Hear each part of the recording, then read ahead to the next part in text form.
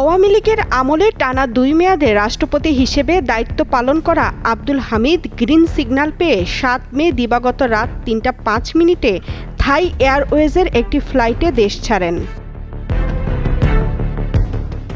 Immigration সূত্র জানায়, সাবেক রাষ্ট্রপতি আব্দুল হামিদ শারীরিকভাবে অসুস্থ ছিলেন। চিকিৎসার জন্য ব্যাংককগামী যাত্রী হিসেবে তিনি ৭ মে দিবাগত রাত ১:৩০টার দিকে ঢাকায় শাহজালাল আন্তর্জাতিক বিমানবন্দরে যান।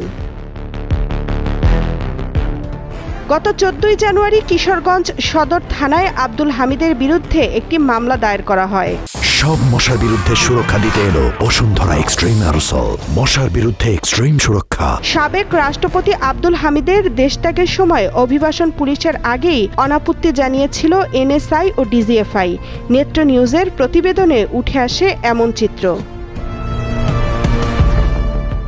তবে এ ঘটনার জেরে সরকার মাঠ পর্যায়ের পুলিশ কর্মকর্তাদের বিরুদ্ধেই শাস্তিমূলক পদক্ষেপ নিয়েছে। সাবেক রাষ্ট্রপতির দেশত্যাগের ঘটনায় ফের উত্তাল রাজনৈতিক অঙ্গন। শেখ হাসিনার পতনে নেতৃত্ব দেওয়া ছাত্রদের নতুন রাজনৈতিক দল জাতীয় নাগরিক পার্টি সহ বেশ কিছু দল আওয়ামী লীগ নিষিদ্ধের ব্যাপারে কঠোর কর্মসূচির ঘোষণা দিয়েছে। তাদের কড়া প্রতিক্রিয়ার মুখে তৎপর হয়ে ওঠে অন্তর্বর্তী সরকার।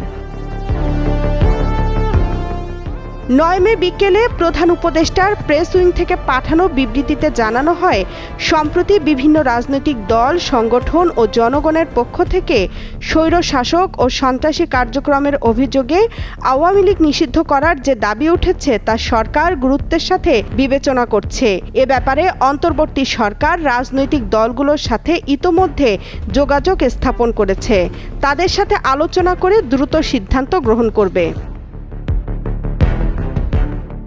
এক্ষেত্রে আওয়ামী লীগের নেতা ও সমর্থকদের সন্ত্রাসী কার্যক্রমের বিষয়ে জাতিসংঘের প্রতিবেদন সরকার বিবেচনায় রাখছে।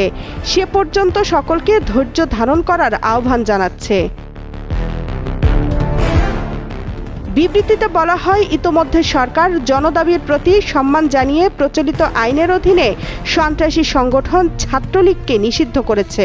এছাড়া অন্তর্বর্তী সরকারের পক্ষ থেকে মানবতা বিরোধী অপরাধের সাথে জড়িত সংগঠনের বিরুদ্ধে ব্যবস্থা গ্রহণের জন্য আন্তর্জাতিক অপরাধ আদালত আইনে প্রয়োজনীয় সংশোধনী আনার উদ্যোগ নেওয়া হয়েছে।